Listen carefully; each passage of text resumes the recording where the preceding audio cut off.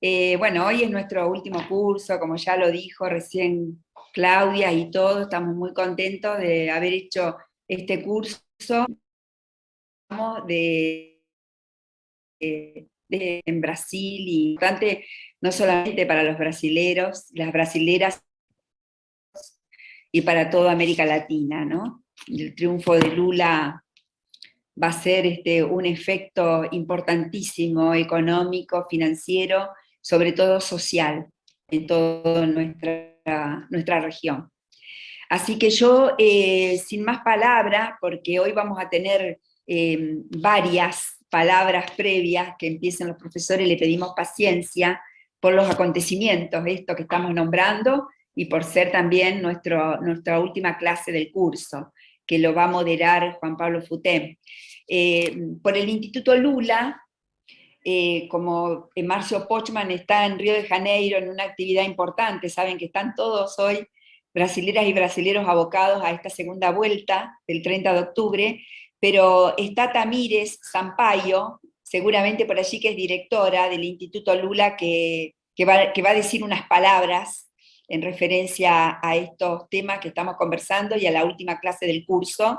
Luego le vamos a dar la palabra al doctor Oscar Parrilli, y también tenemos una sorpresa, una linda sorpresa para todos los alumnos y alumnas y para todos los integrantes de los dos institutos, que es nuestro embajador en Rusia, que desde Moscú nos va a estar también dirigiendo unas palabras, más que nada para ponernos también en contexto, ¿no?, de todo lo que estamos hablando, el compañero Eduardo Suaín. Así que ahora vamos a entrar ya con el Instituto Lula para que nos dé su mensaje la compañera Tamire Sampaio, si está por allí, le vamos a dar la palabra a ella. Antonio, ¿está Tamires? Sí, sí, Tamires ahí se desmuteó. Ahí Está. está. Pronto. Bueno, bienvenida Tamires a esta última clase del curso. Te doy la palabra para que saludes. Ok. Vocês conseguem me ouvir? Positivo. Posso falar em português mesmo e o Rafael traduz? Tá. Boa tarde, buenas tardes a todos e todas. Eu sou a Tamires Sampaio, sou diretora do Instituto Lula, com muito orgulho. Vim aqui hoje substituindo o Márcio Pochman, que é o nosso presidente. Hoje ele não pôde participar porque estava em outra atividade. Quero mais, assim, fazer também uma breve saudação, dizendo da importância da discussão, tanto desse tema quanto da parceria em si, né, do Instituto Lula com o Instituto Pátria. A gente passou por momentos muito difíceis aqui no Brasil, me pediram para eu fazer um comentário breve também, inclusive, desse processo eleitoral aqui agora, né, e acho que falar sobre a questão da desigualdade, da distribuição, que é o tema dessa aula de hoje, tem muito a ver com o que está acontecendo no nosso país, né? Hoje o Brasil é o Brasil da fome, é o Brasil do desemprego, é o Brasil do aumento da violência como um todo, e esses processos de violência e morte e fome e desigualdade são resultados diretos, né, de um governo genocida que promove uma política de morte que vem sucessivamente atacando as políticas sociais, inclusive parte das políticas públicas que foram resultados e que foram implementadas durante os governos Lula e durante os governos Dilma aqui no Brasil. Hoje a gente está há 10 dias do início do segundo turno, há 19 dias do segundo turno, em uma disputa entre o presidente Lula e o Jair Bolsonaro, que é o atual presidente do Brasil. Ex-presidente Lula y el presidente Bolsonaro. Hoy Lula está adelante en las encuestas, tanto ya estaba así en la primera vuelta y ahora para el balotaje.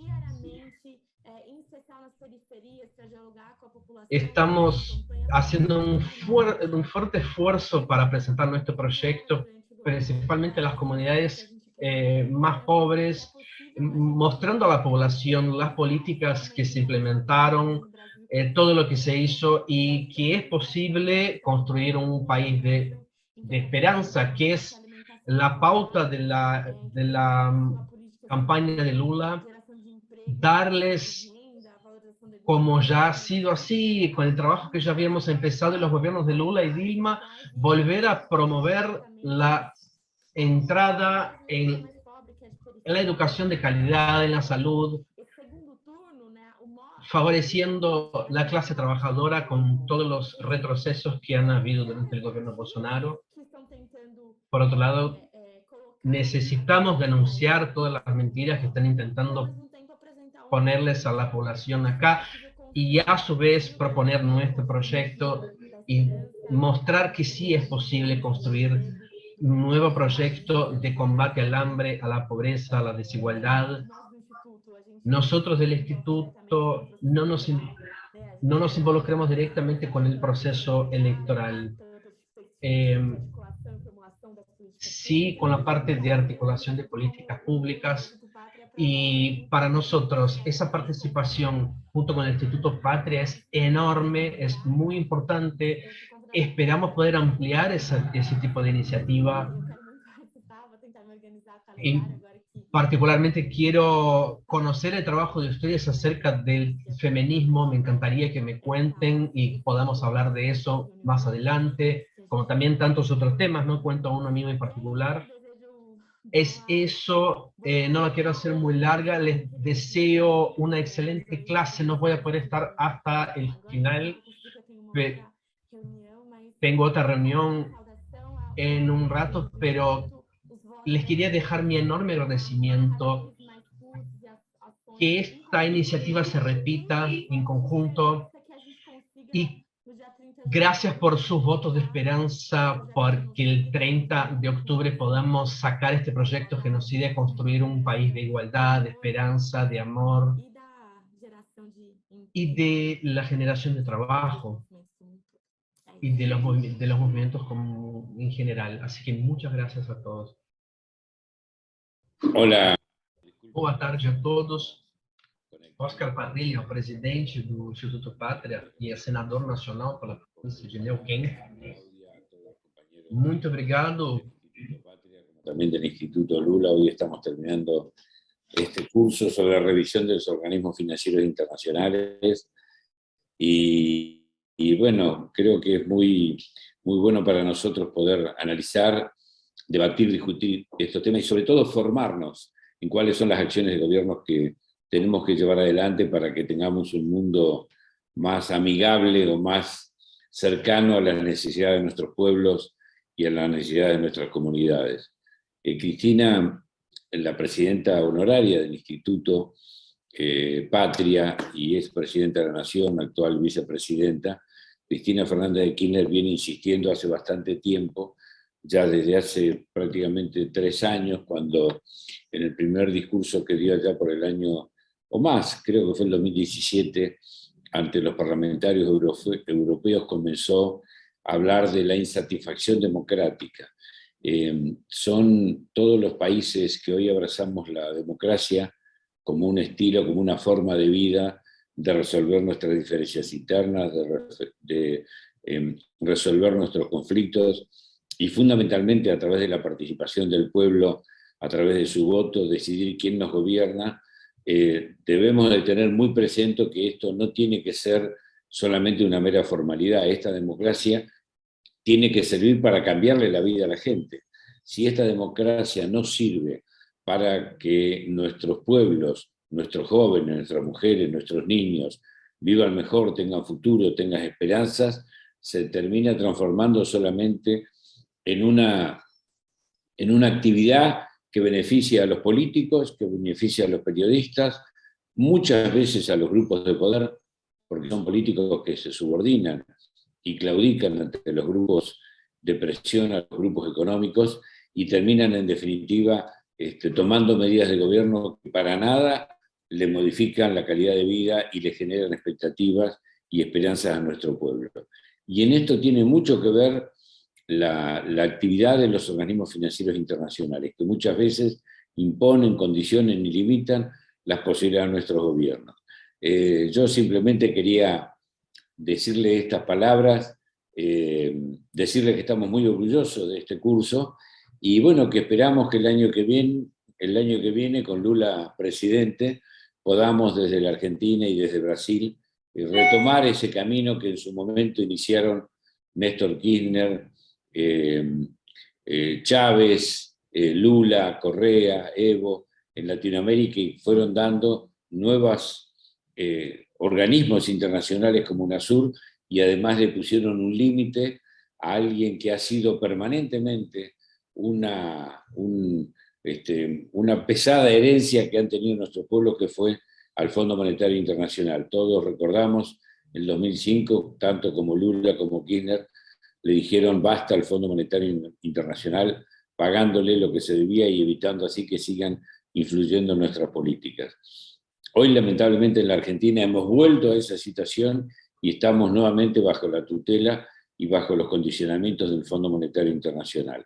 Pero estamos todos muy esperanzados que el año próximo, con la presidencia de Lula en Brasil, ojalá esto se dé y ojalá el 30 de octubre toda Latinoamérica y todo el mundo podamos festejar, y a partir del año que viene retomar esa senda de políticas autónomas, independientes, en definitiva, de políticas en beneficio. Muchas gracias a todos y a todas, una felicitación a todos los organizadores, y bueno, esperamos vernos después del 30 con alguna otra actividad en conjunto. Un fuerte abrazo para todos y para todas. Gracias. Muchas gracias, Oscar. Bueno, voy a dar presentación a los dos expositores del día de hoy.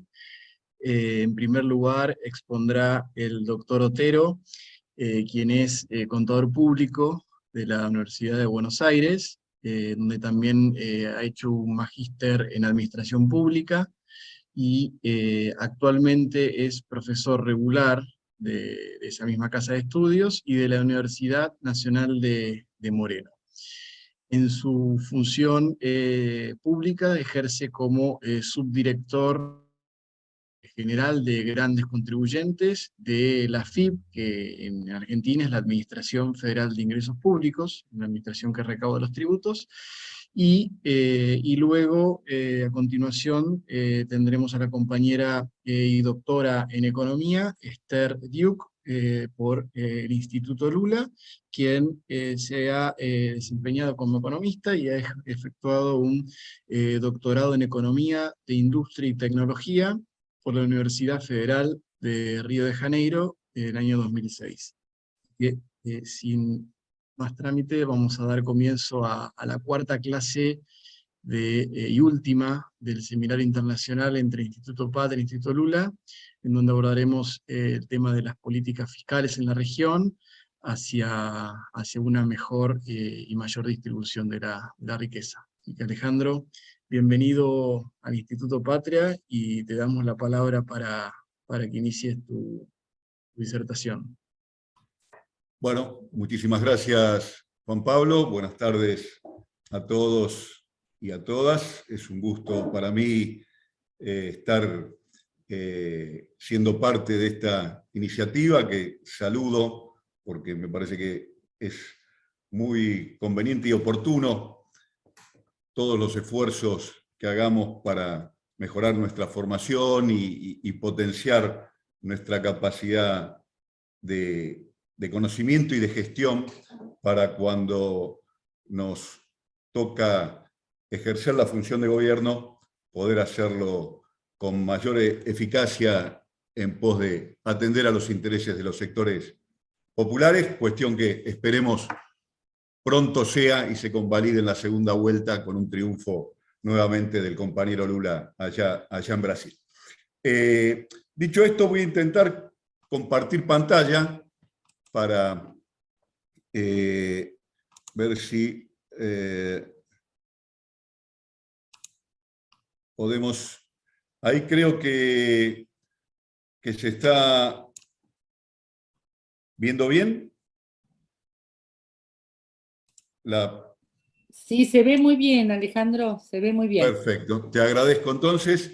Bien, mi propósito hoy, en el marco de este seminario, es compartir con ustedes algunas reflexiones sobre el rol de los sistemas tributarios en el marco de las tensiones propias del desarrollo en América Latina.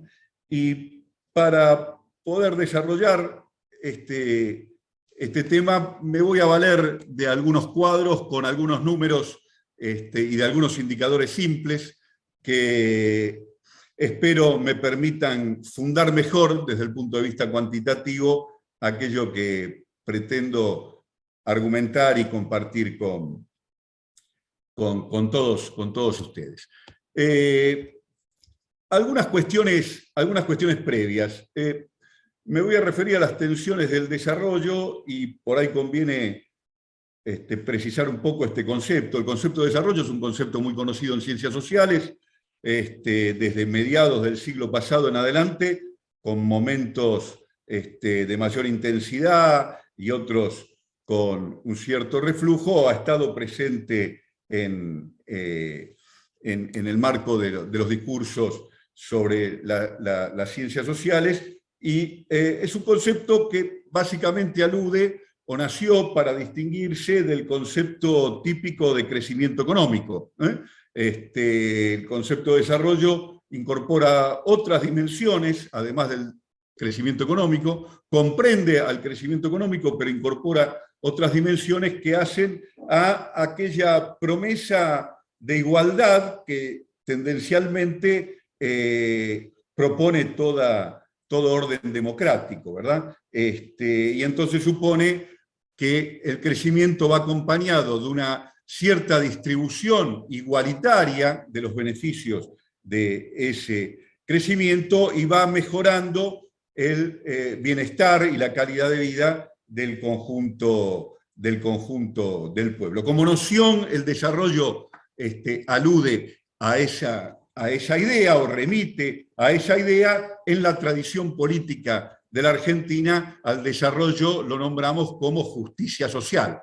Para nosotros, en nuestra tradición política, en la tradición política del movimiento popular más importante desde la segunda mitad del siglo pasado hasta el presente, que es el peronismo en la Argentina, el desarrollo es nombrado como justicia social.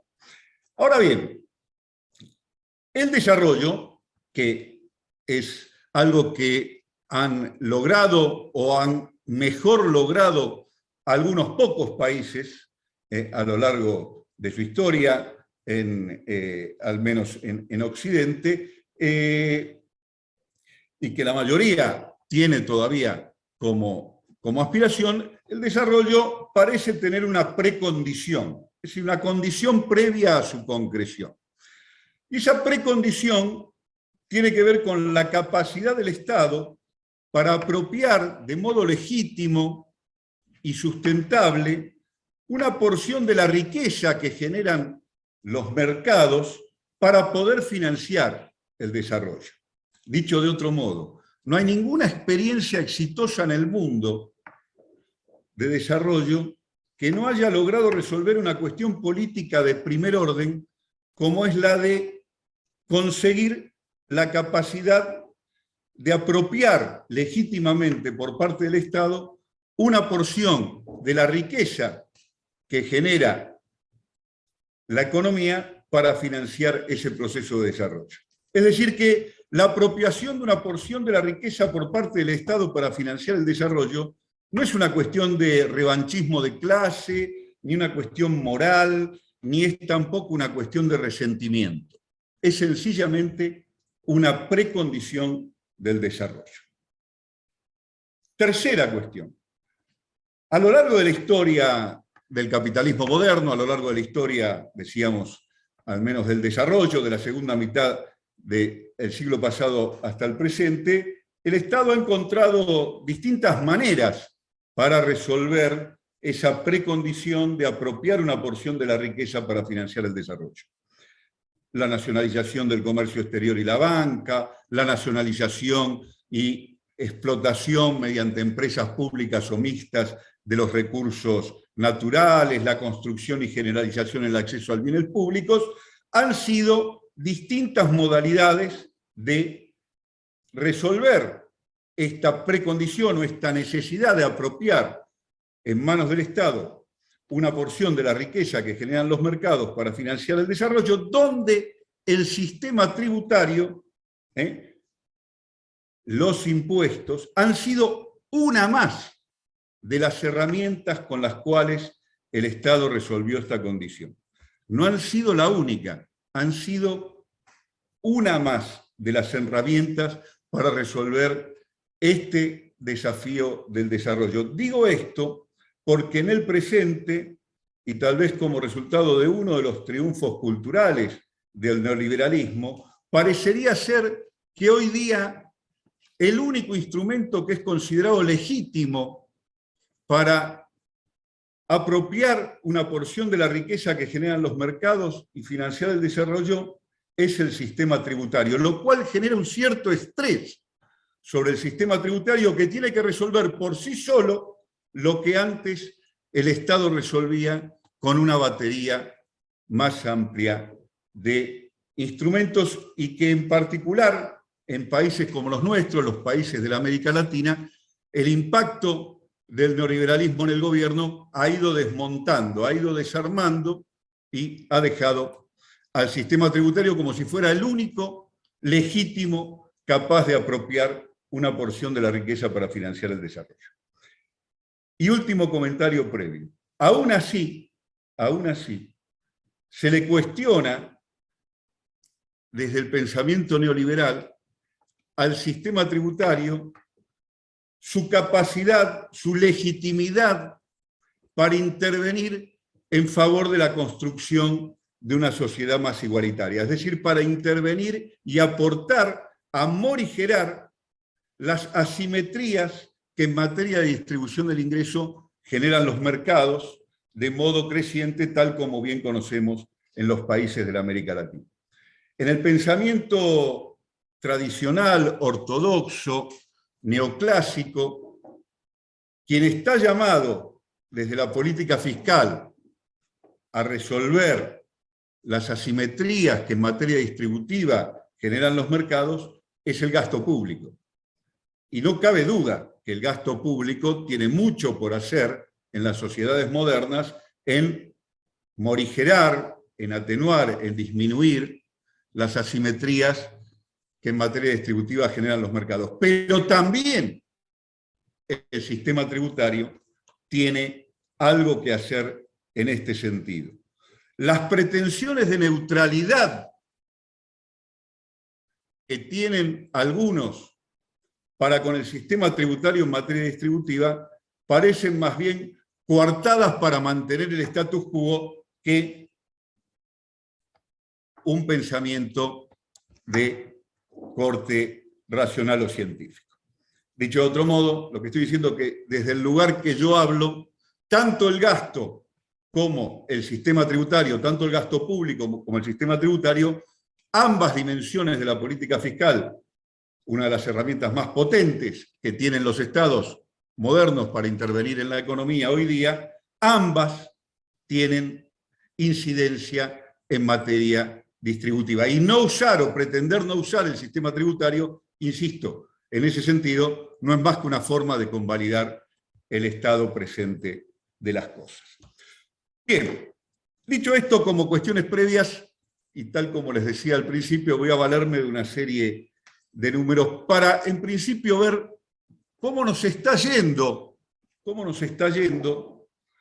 en la América Latina, y después voy a situar en el caso particular de la Argentina, en cuanto a resolver esta precondición del desarrollo, que es, como decía, la capacidad de apropiar de modo legítimo por parte del Estado una porción de la riqueza que generan los mercados. Tengo allí en pantalla, creo que se ve, un cuadrito que trabaja sobre un concepto que es el concepto de presión tributaria. El concepto de presión tributaria, breve explicación, es un indicador de uso universal, generalizado. Lo que mide la presión tributaria es el total de los recursos que recauda un Estado por vía de los tributos, permítame reducirlo, por vía de los impuestos, con el Producto Bruto, que es la medición del valor que agrega la economía a lo largo de un año. La relación entre lo recaudado y el total de lo generado a lo largo de un año es lo que se conoce como presión tributaria.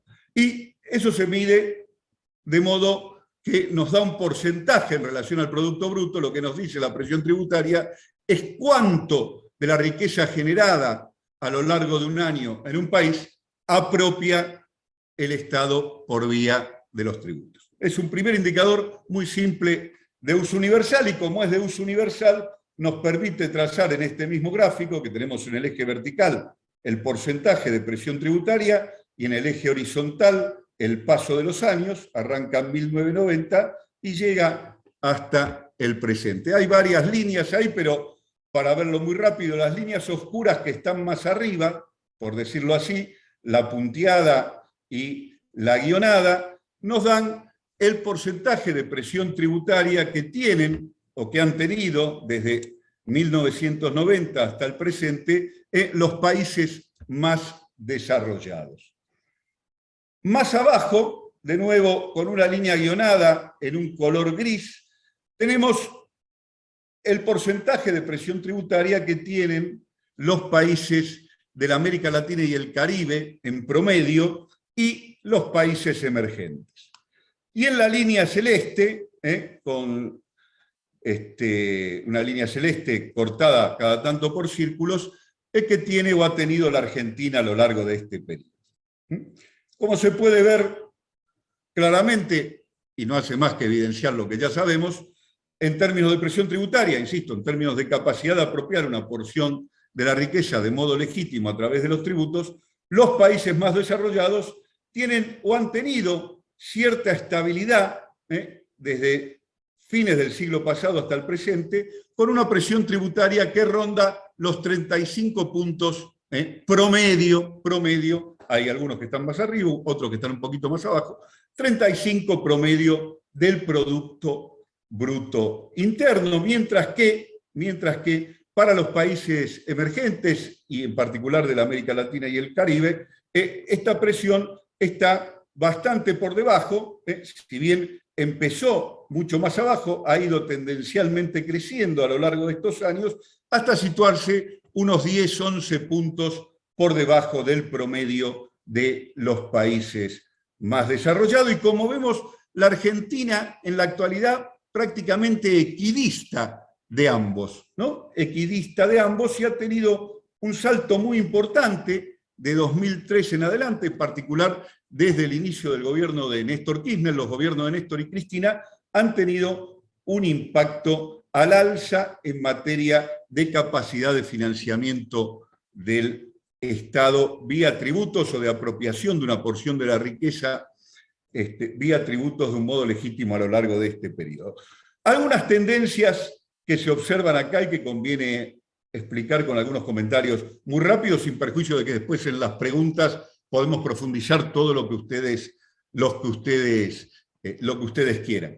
En primer lugar, insisto, la presión tributaria no es equivalente al gasto público. El gasto público, que también se mide como porción del producto, suele ser más alto que la presión tributaria. La presión tributaria mide lo que se financia del gasto vía impuestos, es decir, es una parte de la contracara del gasto. Pero como sabemos, los estados modernos no se financian solo con tributos, se financian con una combinación de tres fuentes: los tributos, el endeudamiento y la emisión. Cualquier estado moderno financia el gasto con alguna combinación entre estas tres componentes, podrá ser más de una, menos de otra, la alquimia va a cambiar en cada caso particular y en cada momento histórico, pero son esas las tres fuentes que se financia cualquiera de los estados modernos.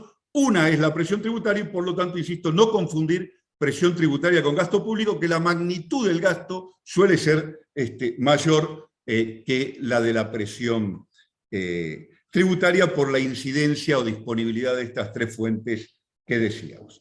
Y algunas tendencias.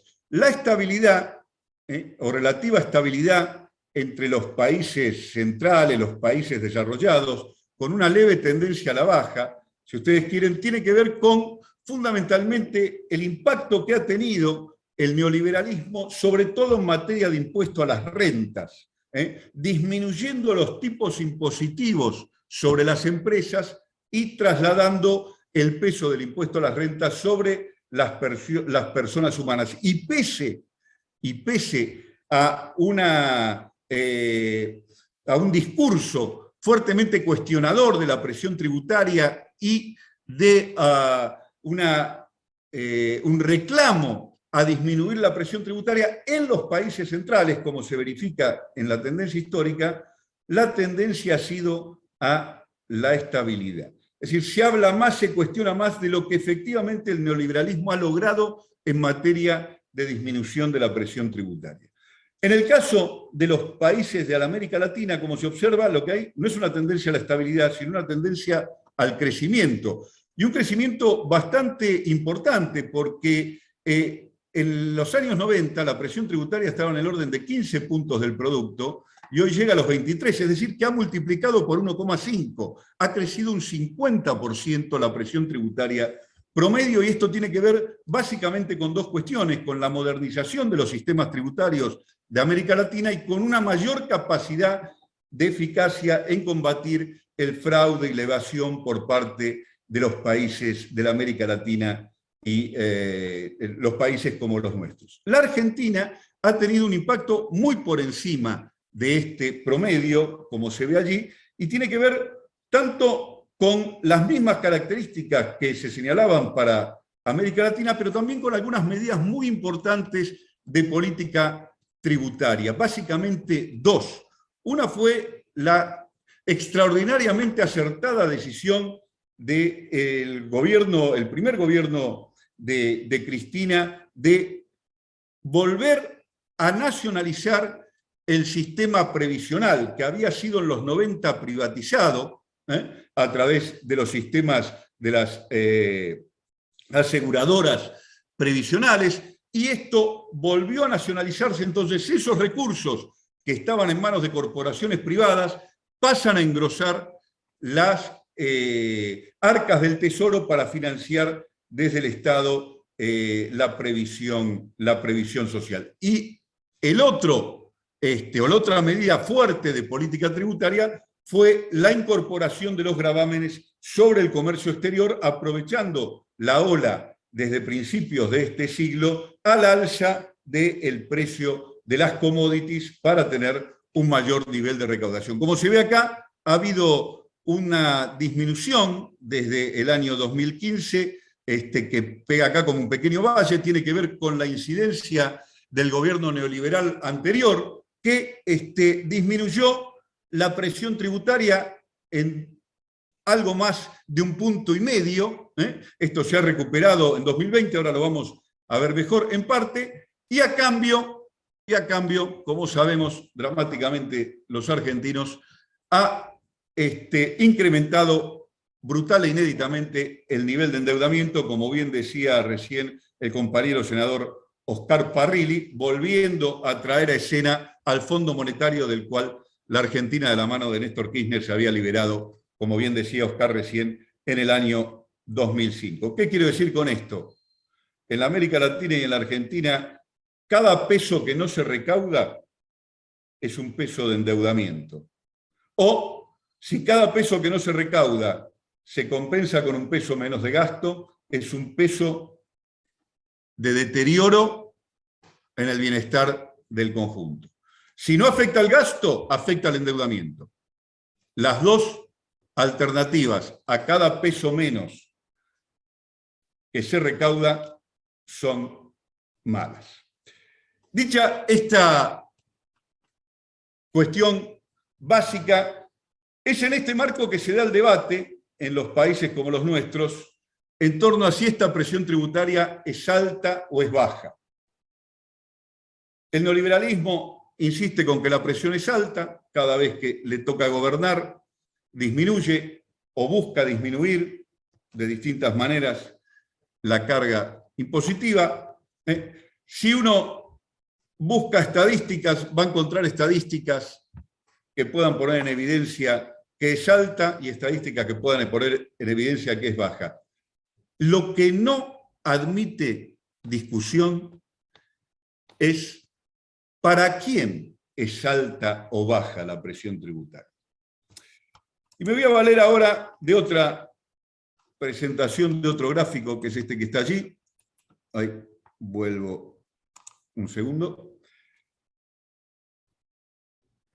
Más allá de las diferencias de cuantía que veíamos en términos de presión tributaria entre los países desarrollados y la América Latina, si uno analiza cómo se compone esa extracción vía tributos de la riqueza o esa captación de los recursos de la riqueza que hace el Estado vía tributos, vemos que es muy diferente la composición en los países como los nuestros que en los países desarrollados.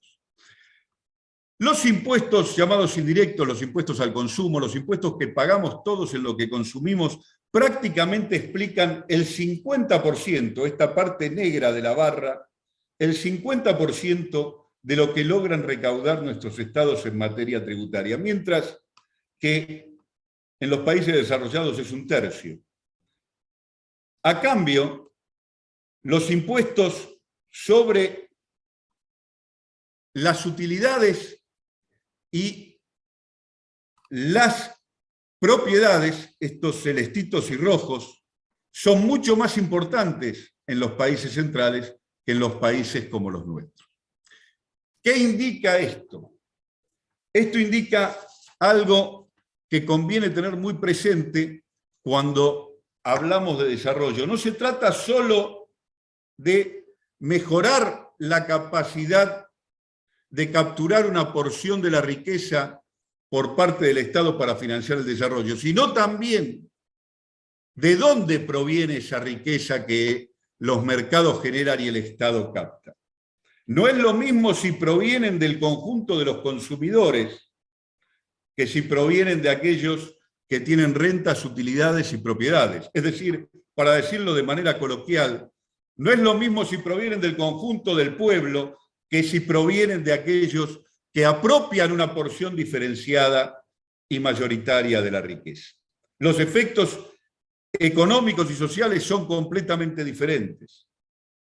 Lo que vemos cuando analizamos el sistema tributario en estos indicadores simples, no solo es que los países que han obtenido un mejor resultado en materia de desarrollo han logrado captar de modo legítimo una mayor porción de la riqueza, sino que además lo han hecho en mayor medida sobre aquellos que tienen mayor riqueza, es decir, sobre aquellos que tienen mayor capacidad contributiva. Mientras que ambas cuestiones, la de captar una mayor porción de la riqueza y la de recargar el peso del financiamiento del desarrollo sobre los más poderosos, son cuestiones aún pendientes en la América Latina. Claro que esto de ninguna manera es un problema técnico. Sería simplista por demás e ingenuo pensar que esta cuestión se resuelve solo con mejores diseños de nuestros sistemas tributarios, de nuestros procedimientos, mejorando nuestra capacidad de control frente al fraude, la evasión, la elusión. Por supuesto que todo eso hay que hacerlo. Por supuesto que todo eso hay que hacerlo, que hay que mejorar el diseño de nuestros tributos, nuestros procedimientos, nuestra capacidad de control. Todo eso hay que hacerlo. Pero hay una cuestión que es central, porque este es un problema político, no es un problema técnico. Lo que es central es la relación de fuerzas. Lo que está señalando una barra como esta no es una mayor virtud o menor virtud de un sistema tributario respecto de otro. Lo que está marcando es la capacidad o relación de fuerza diferenciada que tienen algunas sociedades respecto de otras. Nada más político que el sistema tributario. Si uno quiere leer el resultado de la correlación de fuerza de una sociedad en un determinado momento, mi analizador preferido es el sistema tributario. Dicho de otra manera, vea usted el sistema tributario y lo que produce y va a entender cómo va la correlación de fuerza en esa sociedad. Si la fuerza la tiene el pueblo o si la fuerza la tienen las corporaciones y los poderosos que captan una porción diferenciada de la riqueza. Dicho esto como marco general, me gustaría ver o avanzar un poquito más, profundizar un poquito más en el caso argentino, que de algún modo tiene cuestiones del conjunto y tiene algunas particularidades. En la Argentina, la dificultad para captar lo que yo llamo la restricción interna, un concepto que hacia el final voy a terminar de definir, es un concepto de larga data. Algunos piensan o parecen pensar que este es un problema del presente, que es algo nuevo en la Argentina, la imposibilidad o la debilidad de los sistemas tributarios para capturar de modo legítimo una porción de la riqueza y financiar el desarrollo. Cuando yo, que ya tengo algunos años, empecé a estudiar estos temas que para mí constituyen un amor que no me deja, y estudié una de las reformas más importantes en materia tributaria que tuvo la Argentina, la del año 73, la del último gobierno anterior a la dictadura militar, la dictadura más sangrienta y cruel de la historia de la Argentina. Me topé, viendo el diario de sesiones de aquella discusión, con esta frase. Esta frase dice, ustedes la pueden ver ahí: se advierte un sistema tributario donde prevalece la imposición indirecta, afectando a los sectores de ingresos medios y que deja intacto el amplio margen de consumo superfluo de las clases de ingresos superiores, un sistema tributario regresivo que deja inmunes a las altas rentas y grandes patrimonios, en el cual proliferan deducciones, exenciones, franquicias que reducen la base imponible del impuesto a los réditos, a un alto costo social y fiscal, un sistema tributario que deja moverse a sus anchas variados mecanismos de evasión legal e ilegal, un sistema tributario que multiplica impuestos satélites para ocultar la impotencia de no gravar mediante pocos y fundamentales tributos las manifestaciones reales de la capacidad contributiva, que se extiende a contribuyentes menores para evitar la participación de los grandes contribuyentes. Esta frase, que uno podría validar para diagnosticar el presente del sistema tributario argentino, la mencionaba un diputado curioso en su trayectoria política, el diputado Sandler, como válida para describir la situación del sistema tributario argentino en el año 73. Pero ¿saben qué es lo más interesante? Esta frase no es de Sandler. Sandler citaba al profesor Herschel, un profesor de la Universidad de Buenos Aires, la misma donde yo me gradué, que había usado esta frase para describir el sistema tributario argentino en el año 62. Yo nací en 1960. Es decir, que esta frase era válida en el 62, era válida en el 73 y sigue siendo válida en el 2022. ¿Por qué la traigo a colación? Porque conviene tener presente que enfrentamos un problema de larga data que, más allá de los avances y retrocesos, sigue presente como una de las cuestiones pendientes y que su persistencia tiene más que ver con las correlaciones de fuerza a lo largo de todos estos años que con la capacidad para diseñar sistemas tributarios más virtuosos.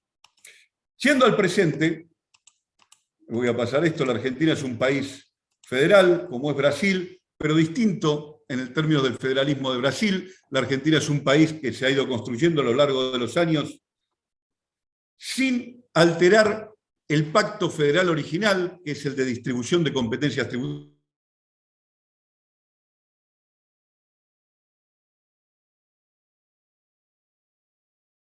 Las 23 provincias actuales y la Ciudad Autónoma de Buenos Aires, 24 jurisdicciones, tienen potestades tributarias y cada uno de los 2.500 municipios también tienen potestades tributarias. Pero a lo largo de su historia ha ido concentrando esa capacidad de recaudación. Las potestades tributarias están intactas, las tiene cada nivel de gobierno, pero la recaudación está concentrada en el Estado nacional. Como ven ahí, estos son los niveles de presión tributaria desde 2012 hasta el presente. La barra celeste mide la porción que recauda la nación, la barra naranja la porción que recaudan las provincias. Es una tendencia relativamente estable, alrededor de 25 puntos del producto, es decir, prácticamente el 85% del total lo recauda la nación, el resto lo recaudan las provincias, y esta concentración de la recaudación en manos del gobierno nacional ha hecho que sea cada vez más importante y compleja la redistribución de esos recursos que capta el Estado nacional hacia los estados provinciales y municipales a través de distintos mecanismos de redistribución de recursos vertical, desde el Estado central hacia vertical y descendente, desde el Estado central hacia los provinciales y municipales, a través de lo que es la coparticipación federal de impuestos y otros mecanismos de reasignación de recursos, sin que se haya podido corregir el fenómeno de desigualdad funcional del ingreso, es decir, la que genera el mercado, y el de desigualdad territorial del ingreso, es decir, cómo se distribuye el país entre zonas ricas y pobres en relación al desarrollo. De hecho, cuando Sandler consideraba válida la frase que recién compartimos en el año 73, la Argentina tenía niveles de desigualdad que no llegaban a 10 veces entre el quintil más bajo. Perdón, Alejandro.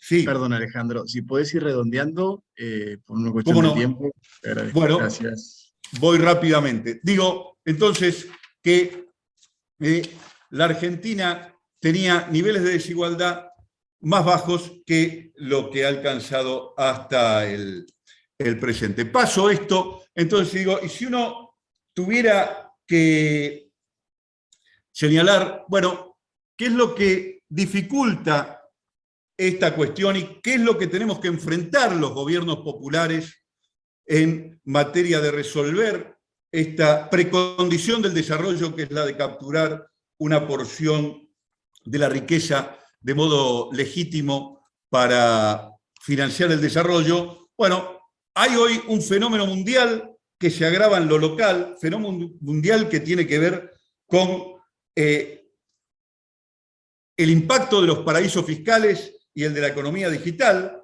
que ha hecho cada vez menos eficaz la capacidad de los sistemas tributarios, pero también, y con esto cierro, lo que yo llamo la restricción interna.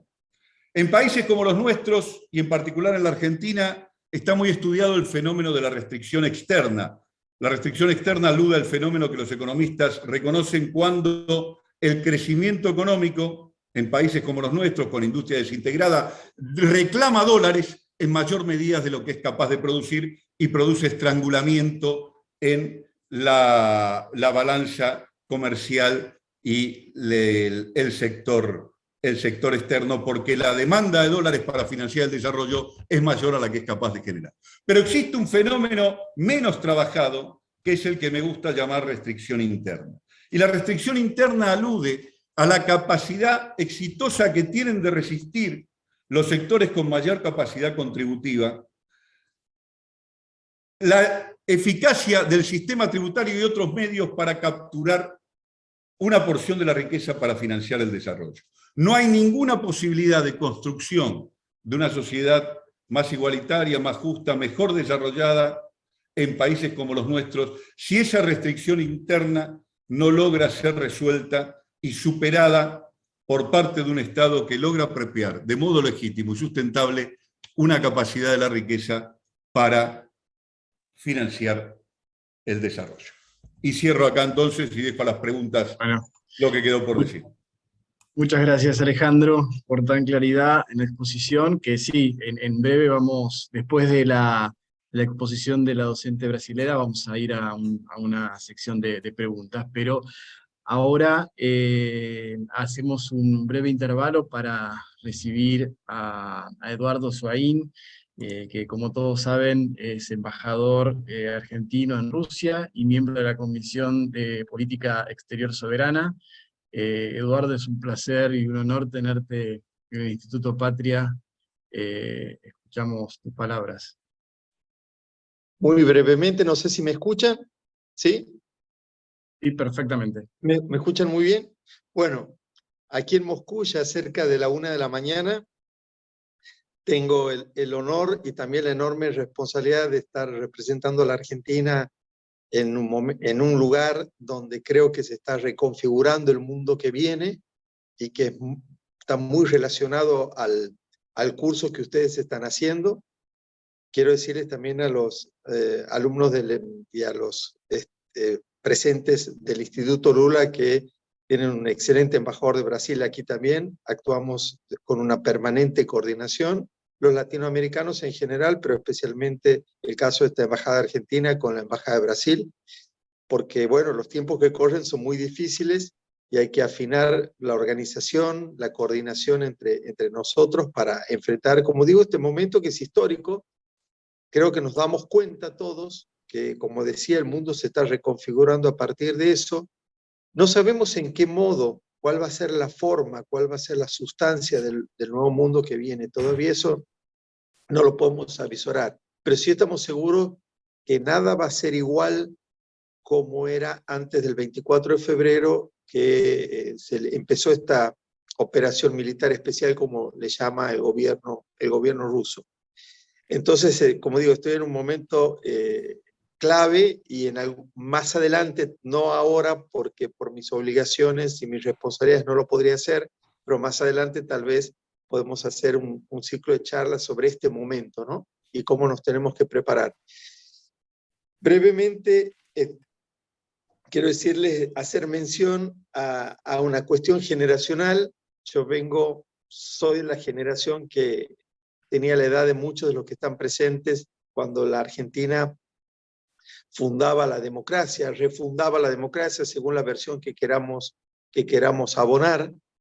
Y con una película hoy muy de moda, 1985, Argentina 1985, que me gustaría verla también, que habla un poco de esos momentos fundacionales o refundacionales de la Argentina, y recordaba y quería relacionarlos con las formas de militancia y decirles que ustedes están siendo actores, protagonistas de un extraordinario cambio en la forma de militar y que tiene que ver con nuestra integración regional.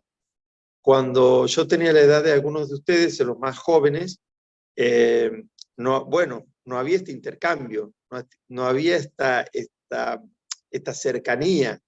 Para nosotros el mundo era todavía algo extraño, ¿no? Había dirigentes políticos, incluso del campo popular, que exhibían como un logro no haber viajado nunca al exterior. Entonces el intercambio se hacía por noticias muy breves del mundo. Por ahí el más afortunado podía tener acceso a una radio de onda corta, por lo tanto podía escuchar algunas radios en el exterior, pero muy lejos del intercambio entre militantes. Entonces, ¿por qué creo que ustedes están siendo actores de un momento extraordinario? Porque esta formación conjunta de todos ustedes que ya son dirigentes y que ya van a incidir en el destino de nuestros pueblos, ustedes se están formando juntos, están imaginando, yo estoy seguro que en la cabeza de ustedes están imaginando políticas conjuntas, cómo construir la América integrada, pero desde el inicio de ustedes como dirigentes políticos, como militantes. Es un adelanto enorme, Cuando ustedes lleguen a los lugares, que yo detesto la idea de que los más jóvenes es el futuro, entonces tienen que esperar, ya va a llegar. Yo creo que no, yo creo que ya tienen que empezar a asumir responsabilidades. Entonces esta idea extraordinaria de formarse juntos, y el día de mañana se van a tutear en una América Latina que yo sueño progresista, ¿no? Volver a la década ganada. Qué importante es eso, qué fácil que va a ser para ustedes hablar y coordinar políticas de integración, cada uno desde los países, y tratar de perseguir el sueño final, que yo siempre lo digo que es medio provocador, pero que es así. La integración regional, compañeros, significa que nosotros en un futuro vamos a ser un solo país, vamos a ser una sola nación. Yo no sé si todos lo tenemos presente que esa es la idea, ¿no? Cuando decimos la patria grande, yo sueño con una sola patria, con un solo país, el sueño de nuestros libertadores. ¿Y por qué sueño con esto? Porque recojo esa tradición, sí, porque recojo esa tradición, pero también fundamentalmente porque este mundo que se está reconfigurando, que no sabemos bien cómo, una de las certezas que tengo, que o nosotros nos integramos o no vamos a poder sobrevivir para darles condiciones dignas a nuestros pueblos, condiciones de vida dignas a nuestro pueblo. Ya no por una cuestión de masa crítica de Estado, porque la Argentina tiene 47 millones de habitantes, por lo tanto no es una nación que pueda incidir hoy en el futuro o en el presente del mundo, sino también por una cuestión de mercado y de economía, ¿no? Nosotros ya lo hemos estado comprobando.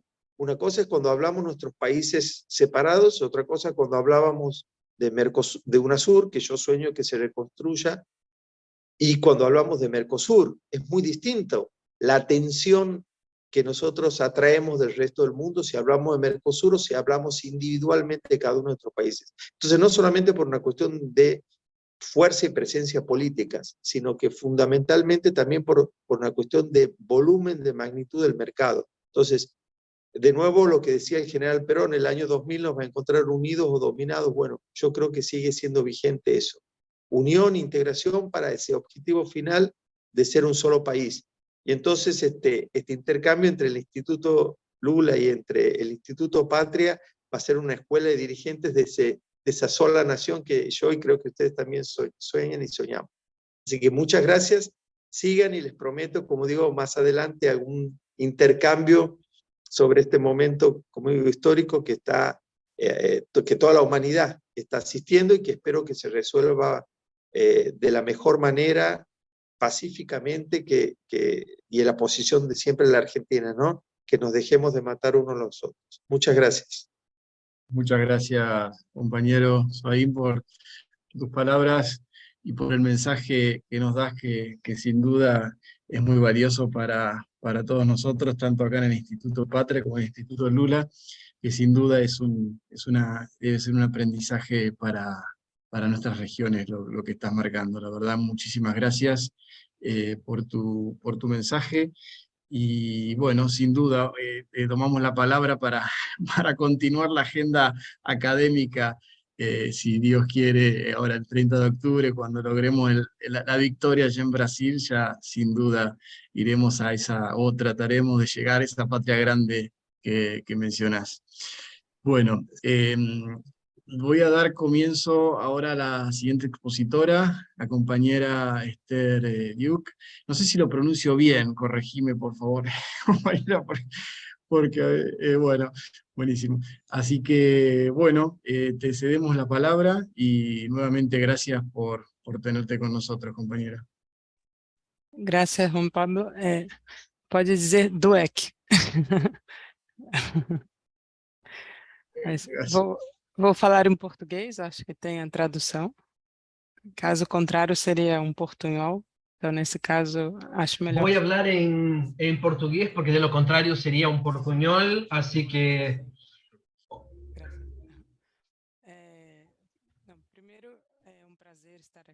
Es un placer estar acá en una actividad conjunta entre los dos institutos. Como dijo el embajador, de hecho es muy importante que tengamos este contacto y este intercambio, principalmente en este momento en que Latinoamérica tuvo una nueva, un regreso, digamos, a la izquierda, o que podamos tener un espacio de políticas más conjuntas en la dirección en que todos nosotros acá esperamos para mejorar nuestra región después de un periodo que todos nuestros países han tenido retrocesos importantes, con muchas dificultades y desafíos hacia adelante.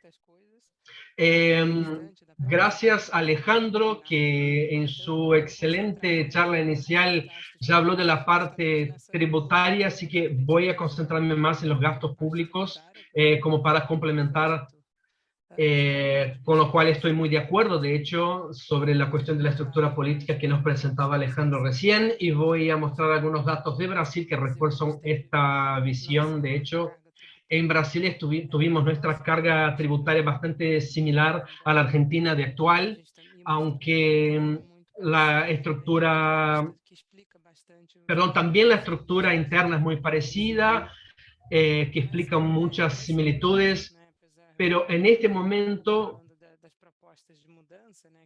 para terminar un poco hablando de las propuestas de cambios de un gobierno Lula, serían las bases.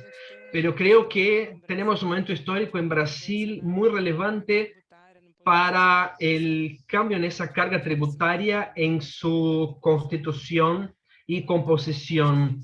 y voy a tratar de hablar un poco en eso, pero mi foco será justamente la cuestión de los gastos públicos, que sería la contrapartida de la cuestión de la distribución de los recursos recaudados, y mostrar, mi foco va a ser en Brasil, por supuesto, pero también en Latinoamérica, cómo ha sido ese retroceso reciente y cómo esperamos poder, con la victoria de Lula el 30 de octubre, redireccionar esa cuestión. También voy a compartir con ustedes una presentación, también en ese intento de mostrarles algunos datos duros. Permítanme un segundo.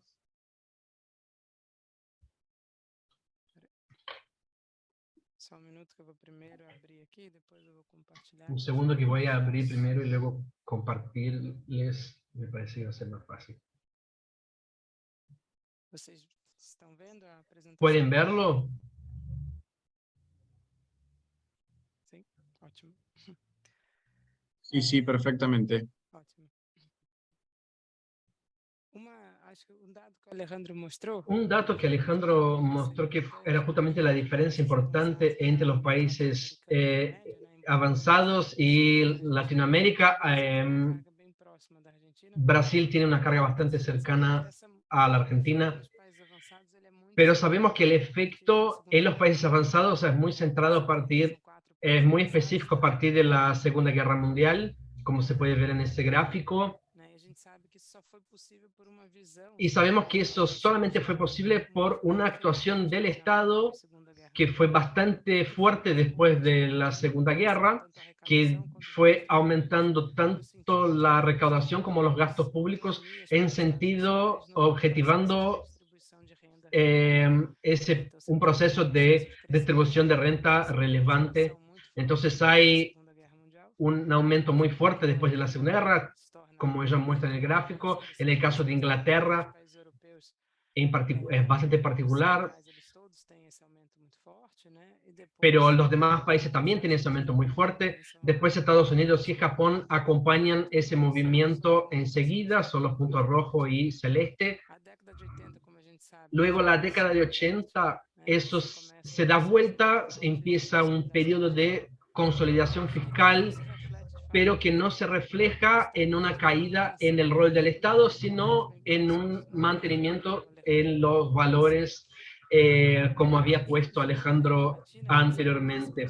En América Latina sabemos que este proceso fue bastante desigual. Algunos países lo hicieron el proceso de aumento, que pudieron hacer una actuación más grande del Estado justamente para actuar de modo más, algunos para actuar de manera más redistributiva, no todos, pero muchos de Latinoamérica no han podido hacerlo.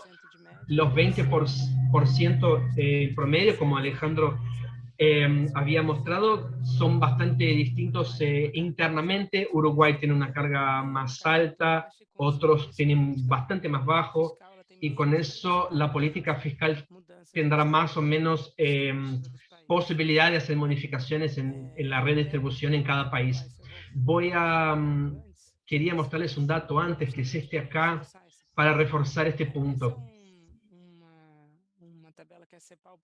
Esa tabla de 2015, no vi una actualización posterior, pero por eso la sigo utilizando del 2015, porque demuestra cómo la política fiscal puede o no contribuir a una redistribución de renta en los países. En el cuadradito violeta, que es América Latina, básicamente, uno u otro no, pero es básicamente de Latinoamérica. Este cuadradito es el coeficiente de Gini en la renta. Hay alguna desigualdad entre los países. Brasil con más desigualdad, Argentina más al centro, más cercano a Brasil, con los países de menor desigualdad, perdón.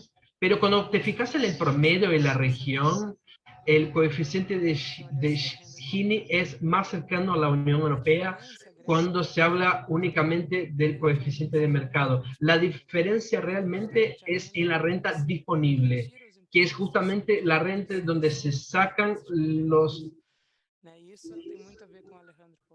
Eso tiene que ver directamente con lo que decía Alejandro. La Unión Europea, lo que está... puede hacer una gran redistribución de su carga tributaria justamente por la forma como los impuestos sobre renta y patrimonio actúan, por eso pueden hacer esa redistribución con más facilidad. Da maneira como a tributação é feita muito fortemente na renda e patrimônio, gerando uma queda da desigualdade muito forte já na renda. Se nota una disminución de la desigualdad en el caso de la Unión Europea.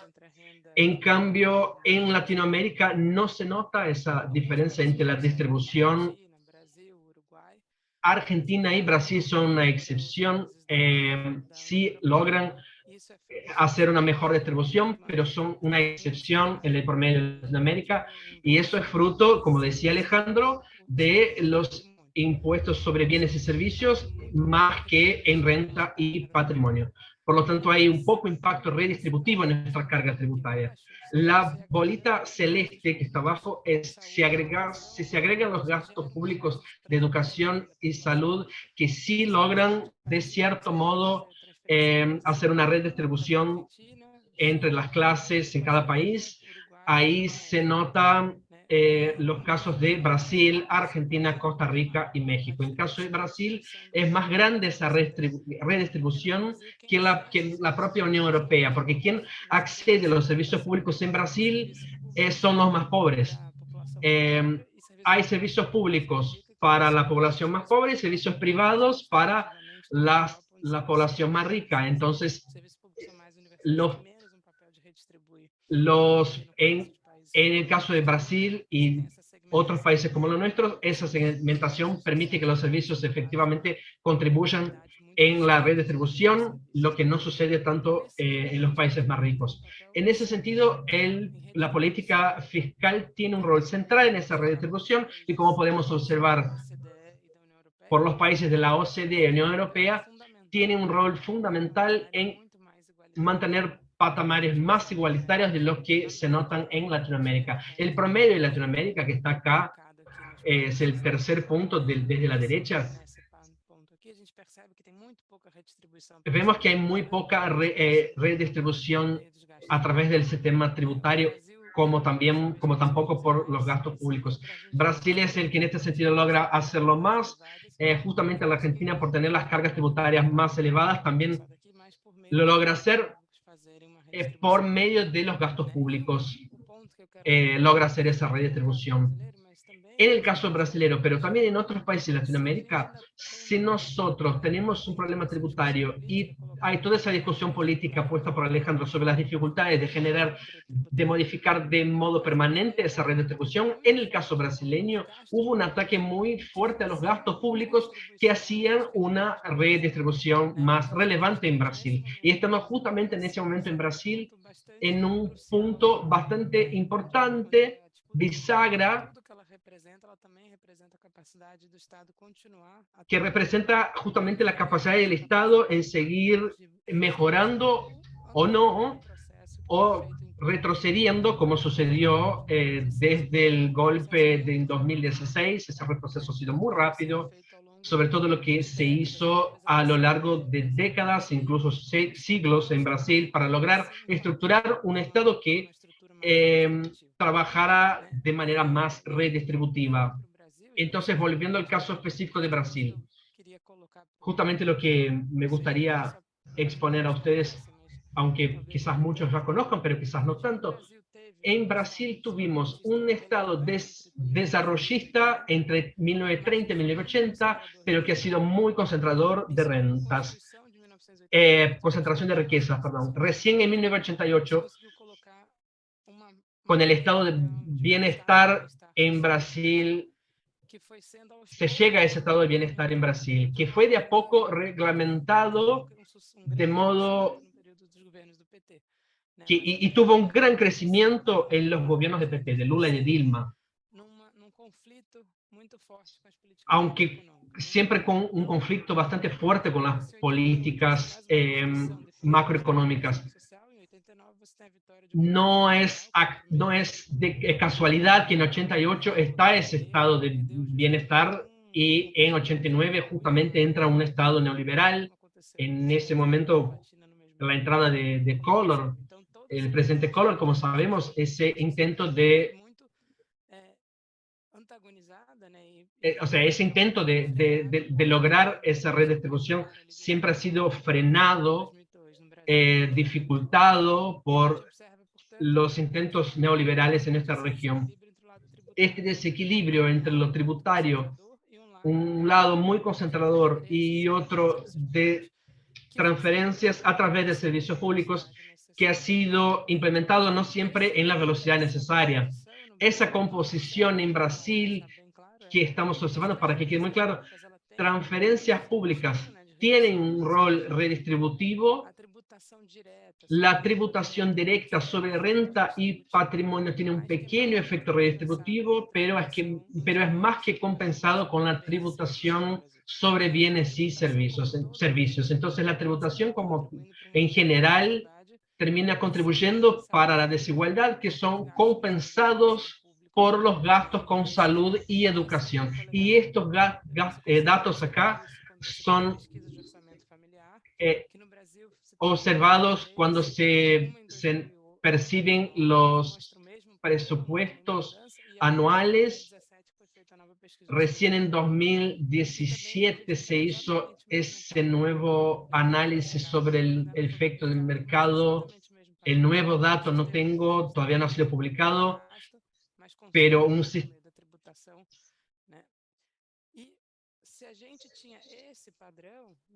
Bien, si nosotros tenemos ese patrón, solo algunos datos rápidos de Brasil, sobre bienes y servicios comparados con países de la OCDE, Brasil está bastante arriba.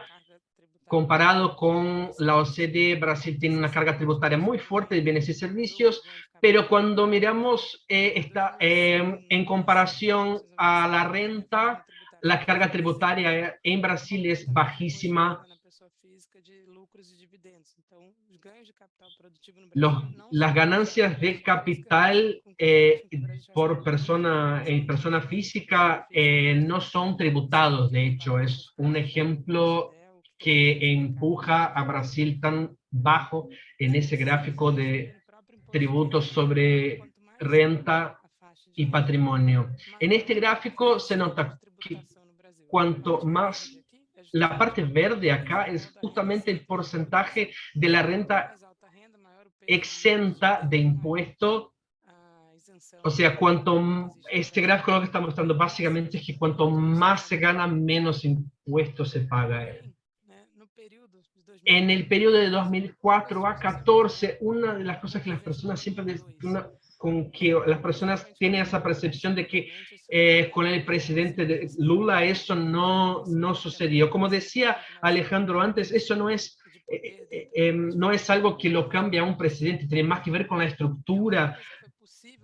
Se enviaron varias reformas tributarias que no pudieron avanzar, pero no se pudo, por ejemplo, aumentar la tributación sobre patrimonio en contraposición a la tributación sobre servicios en aquel periodo de Lula. Entonces, lo que el gobierno sí pudo hacer fue a través de los gastos. Esa redistribución sí se hizo mucho entre 2004 y 2014, que fueron resultado de políticas asistenciales, políticas de inversión pública y políticas de previdencia. Eso todo se sostuvo a través de una política de valoración del sueldo mínimo que permitió que en Brasil hubo un crecimiento raro, un crecimiento que no es común en su historia. Entonces hay un movimiento histórico entre 2004 y 2014 donde se combinó redistribución de renta,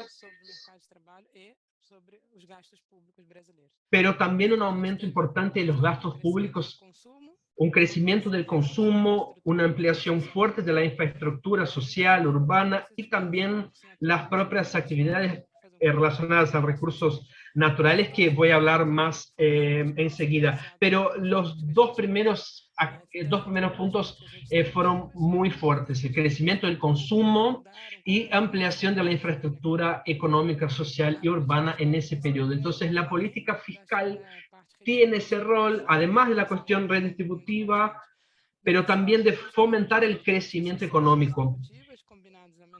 Políticas sociales distributivas, como el aumento del salario mínimo, transferencia de renta, y otro punto, el aumento de la inversión pública en gobiernos y empresas estatales, y finalmente expansión de crédito, especialmente bancos públicos, Banco de Brasil, Caixa y el BNDES, que hablamos 2 clases atrás. En Brasil se combinaron 2 factores relevantes en la política social que llamamos de protección y promoción social. La protección social viene de la seguridad social, que en Brasil es muy relevante. Fue complementada a partir del Bolsa Familia del gobierno de Lula. Ya había una protección importante a los trabajadores formales a través de la presidencia, de la previdencia. Había también, para los que no pudieron contribuir durante su vida, había una protección por una jubilación básica, pero faltaba los grupos que faltaban fueron, se incrementó esa política en este proceso 2004-14. Por otro lado, la promoción social, que está relacionada a la expansión de la oferta pública de bienes y servicios sociales con políticas de inclusión productiva. Esas políticas tenían fuertes impactos económicos porque tenían fuertes multiplicadores sociales, como varios estudios demuestran. Entonces tenía un efecto redistributivo y también un efecto económico relevante. Entonces Brasil logra crecer hasta 2014 de manera continuada, incluso durante la crisis de 2008, que tuvo muy poco impacto, y a su vez la reducción de la diferencia, de la desigualdad social. Pero eso también, en ese momento también se propició, terminó propiciando las acusaciones que después terminan con el impeachment de Dilma.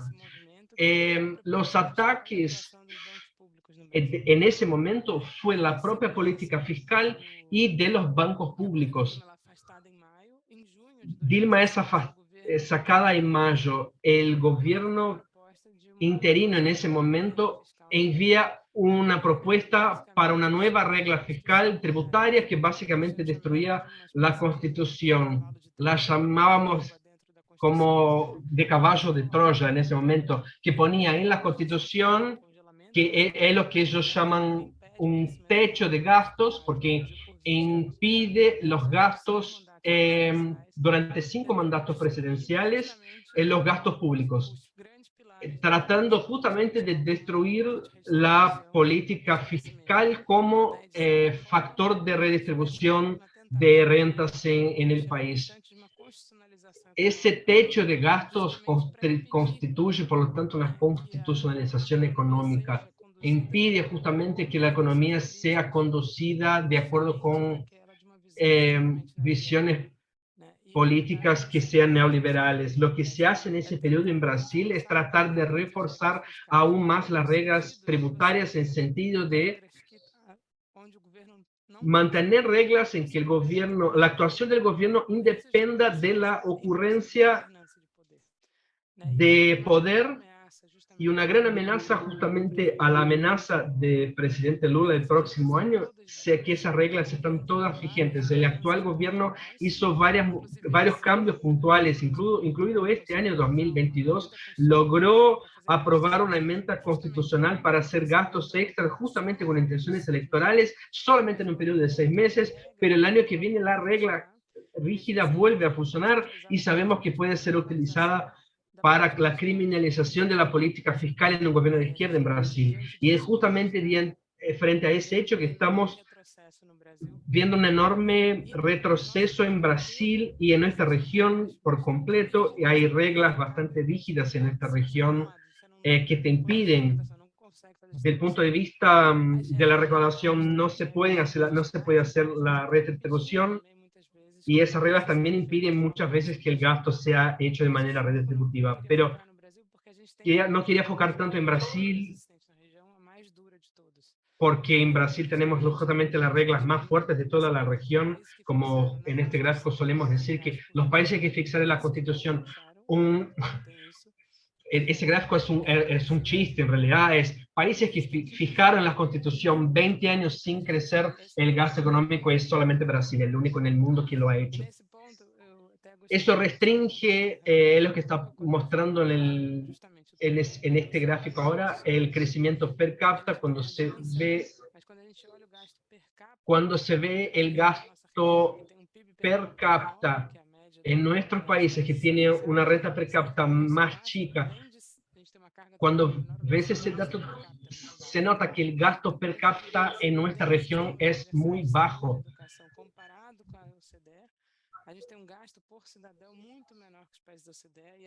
En Brasil, como muestra el segundo gráfico, en naranja se nota que el gasto que Brasil hace per cápita es muy inferior a los países, a los principales países más avanzados, pero también con el promedio mundial. Además de eso, en el gobierno actual tuvimos un retroceso enorme en educación y en salud. No voy a entrar en estos detalles. Voy a pasar ahora para lo que sería una propuesta de una agenda estratégica para poder volver a utilizar la política fiscal con la estrategia de crecimiento de la redistribución de renta, tanto para proteger la población como para fomentar el crecimiento económico de manera redistributiva. Y en este punto quisiera traer un dato de CEPAL, como Alejandro comentó sobre la restricción interna, que estoy de acuerdo con él. CEPAL recién creó esas 3 restricciones internas. Hay una en Brasil que es por la misma política económica, que viene mucho antes de nuestra política, como por ejemplo el acúmulo de reservas que hubo, y toda la restricción que se está haciendo hoy es autoimpuesta, no es externa, pero CEPAL pone algo que me parece muy importante para esta región, postula algo, por decir 3 grandes restricciones. Una es la ambiental, que quizás sea la más apretada de todas, la más difícil, un país solo no puede resolverlo. La externa, pero también la social. ¿Cuál sería la lógica posiblemente? Que la tasa de crecimiento necesaria para hacer la redistribución de renta, para asegurar toda inclusión de la sociedad, tiende a ser mayor necesaria de lo que es compatible con la restricción externa, con la restricción ambiental del planeta. Recordando que lo ambiental depende mucho de lo que los demás países hagan, y Brasil antes tenía ese protagonismo en la cuestión ambiental, que ya no lo tiene. Para que los países en desenvolvimento no sean totalmente penalizados y puedan combinar justamente esas 3 restricciones aquí. Y obviamente, como Alejandro falou, obviamente, como dijo Alejandro, suponiendo que el país quiera aprovechar sus espacios, la idea es justamente acercar esas 3 tasas lo más cercana posible. Y sin ninguna duda, lo que CEPAL comenta es que una de las cosas que hizo con que la social estuvo tan alejada de las demás es justamente el periodo de la década de 80, que redujo mucho la capacidad de gobiernos democráticos de ofertar bienes públicos gratuitos y adoptar políticas tributarias progresivas. Cuando se disminuye esa capacidad del Estado,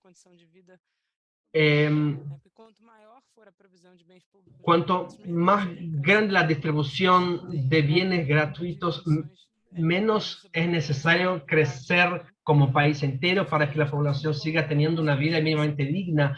Y es justamente lo que ellos ponen, que necesitamos pensar cómo combinar esas 3 tasas de manera positiva para la sociedad. Y acá me gustaría reforzar algo que hemos discutido mucho con otros países de Latinoamérica, que es justamente la combinación de esas tres agendas, una agenda de derechos humanos con una agenda de desigualdad, y repensar qué significa la responsabilidad fiscal frente a situaciones tan graves del punto de vista de altos índices de desigualdad y bajas capacidades de garantizar derechos humanos y crecer nuestras economías. Entonces ese esfuerzo es conjunto entre varios países para tratar de cambiar el mismo concepto de responsabilidad fiscal. Que nuestro punto importante acá es que no hay un contrapunto entre la desigualdad. Si no hay política fiscal adecuada, si no estás asegurando derechos fundamentales básicos a la población. Y esas son las reglas que queremos proponer en las reglas fiscales de los países, obviamente combinando los gastos con la recaudación, de modo a asegurar que la política fiscal actúe de modo a combatir la desigualdad y sacar derechos a la población. Algo importante en el mundo es que si hubo ese momento, en la década de 80, la crisis de 2008 y la pandemia reforzaron esa visión de la necesidad de cambio en la lógica de funcionamiento de la política fiscal. Recién incluso se observan en los países desarrollados en general grandes programas de reconstrucción económica con un papel muy fuerte del Estado, un rol en las cuestiones tributarias para permitir que eso suceda, como está sucediendo en Alemania, Francia, China, China principalmente, ¿no? Porque nunca hubo esa restricción en primer lugar. Entonces, en ese sentido, acá en Brasil estamos peleando mucho para mostrar que los indicadores fiscales que se están utilizando justamente después de la pandemia y el crecimiento de la deuda reciente es mucho más consecuencia de una situación económica, no una causa de una situación económica. En Brasil, y creo que en el resto de Latinoamérica sea algo parecido, hay un ajuste fiscal autodestructivo, que se intenta cortar gastos, se va empeorando la situación económica y se aumenta la desigualdad, y eso va generando más necesidad de cortes, y necesitamos justamente invertir esa lógica, ese ciclo vicioso. Necesitamos un proyecto de desarrollo, pues acá en Brasil, porque es mi área pero obviamente vale para todos nuestros países de nuestra región, un crecimiento y transformación social con distribución de renta y riqueza, y esa distribución es necesario hacerlo por el gasto. Es imposible hacer una distribución de renta que no sea por la distribución de patrimonio, que es algo que necesitamos, de tributar patrimonio, que es una dificultad, como comentaba Alejandro anteriormente, y también la ampliación de la oferta pública de bienes y servicios sociales básicos, que eso es ofrecer mejor condición de vida a la población. Y es posible, se dice, a través de una adecuación de la estructura productiva. Es posible combinar los derechos sociales con un estímulo incluso a la producción interna de la región y mayor integración productiva de esta región, que combina con fomentar nuevamente una política de trabajos con menor peso de los sectores agrarios y primarios en nuestros países, y justamente para asegurar empleos de calidad y acceso a servicios sociales importantes. Y acá en Brasil... Perdón, compañera, le pido, perdón la interrupción, le pido si puedo ir redondeando para así abrimos el debate a preguntas. Gracias. Justamente es el último. La victoria en estas elecciones es necesaria para impedir la destrucción, que ya es muy grande, y empezar una agenda de reconstrucción de políticas que sean más iguales, proponer un cambio de esas reglas fiscales que fue totalmente destruido en los últimos años.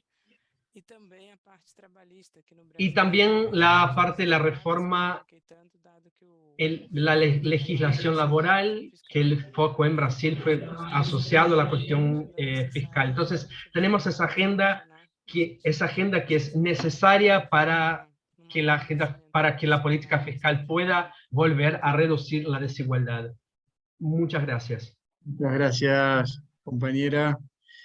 Muy interesante los gráficos y la verdad, la secuencia Muito obrigado, compañera, el impacto del índice de Gini y con los gastos indirectos y directos, la verdad que muy interesante. Sin duda esse material é de grande queda contribuição para nós.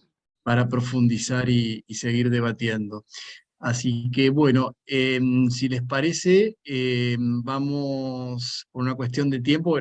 Hemos tenido un montón de comentarios y preguntas en el chat, así que eso sin duda demuestra la atención y la valoración de los compañeros a la exposición de ambos, así que muchísimas gracias.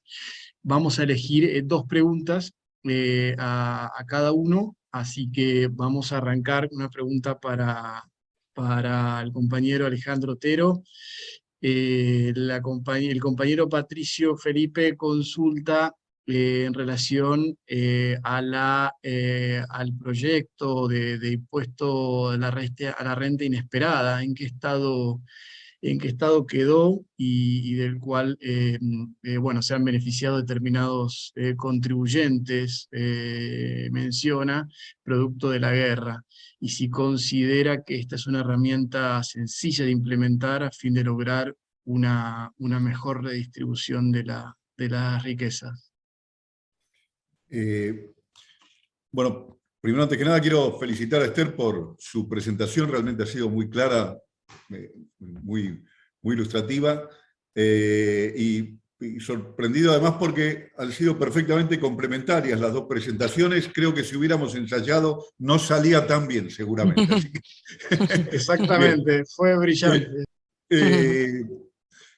Y con respecto a la pregunta del compañero, el proyecto de la renta inesperada, que es un proyecto que busca, del mismo modo que están intentando muchos países en el mundo, capturar una porción de una renta extraordinaria que han tenido determinados sectores producto de los efectos tanto de la pandemia como de los posteriores de los acontecimientos en Ucrania y su impacto al alza sobre el precio de los commodities. Es una idea que me parece absolutamente necesaria. El Estado parlamentario creo que es más bien cercano al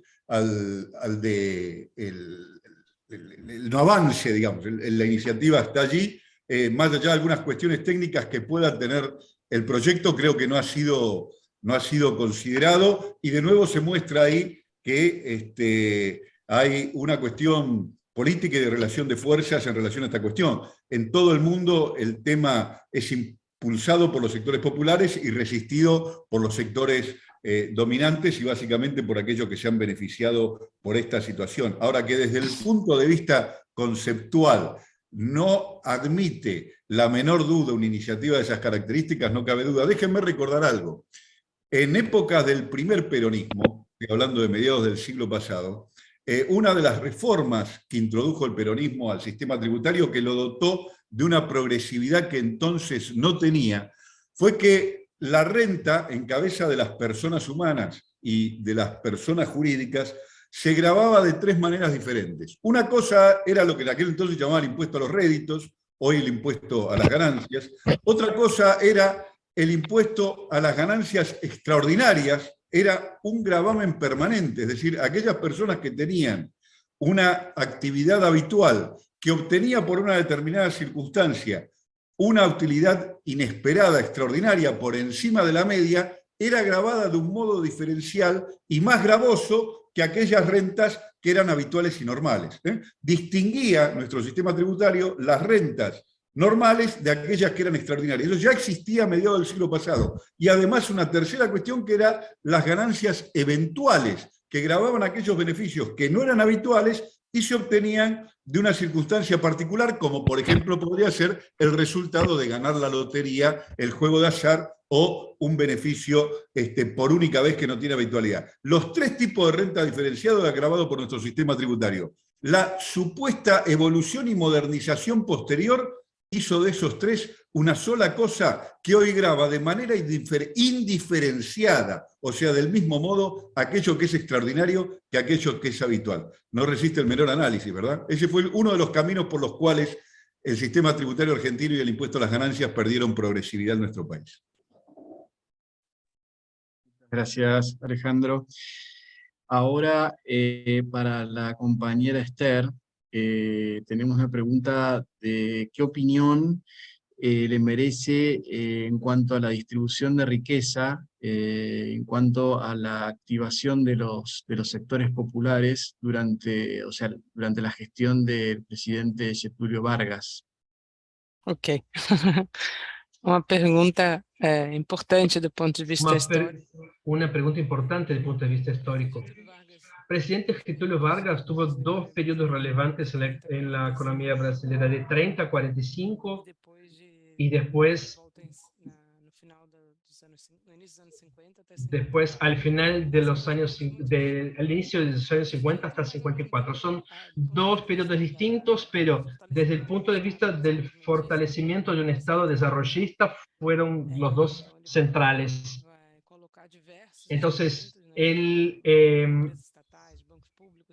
a través de las estatales, bancos públicos, principalmente en el segundo periodo, se fortalece mucho, pero también muchas leyes como las leyes laborales que de un modo afectan a la cuestión redistributiva. Lo que sucede en Brasil es que desde el principio esa legislación laboral tenía mucho foco en los trabajadores formales, que en realidad era un porcentaje pequeño de la población brasileña. La informalidad era muy alta, y en un periodo en que justamente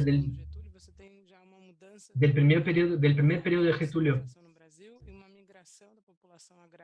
también tenías un fuerte movimiento de industrialización y de migración de zonas agrarias a las ciudades. Ese movimiento Brasil deja realmente de ser un país agrario y pasa a ser urbano efectivamente en los años 80.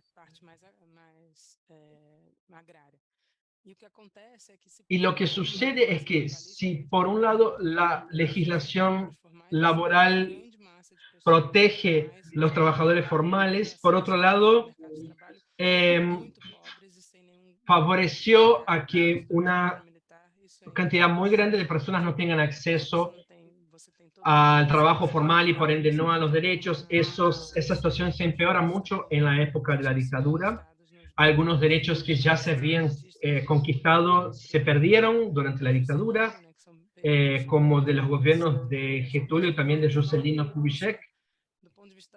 Del punto de vista de la población, se van creando dos grandes grupos. Uno que se beneficiaba de esas políticas porque estaba integrado al mercado formal de trabajo y tenía acceso a los derechos, y otro que está cada vez más marginalizado, viviendo situaciones de extremada pobreza, y por eso, como comenté al principio, la Constitución de 88 va a tratar de abrazar a esta población también a través del sistema de salud, por ejemplo, algo similar al sistema de obras sociales en ese momento, accedía por ende solamente a los trabajadores que estaban trabajando formalmente. Algo parecido sucedía con la educación, que tenía cierta calidad, pero solamente una pequeña parte de la población accedía. Entonces, a partir de la Constitución de 88,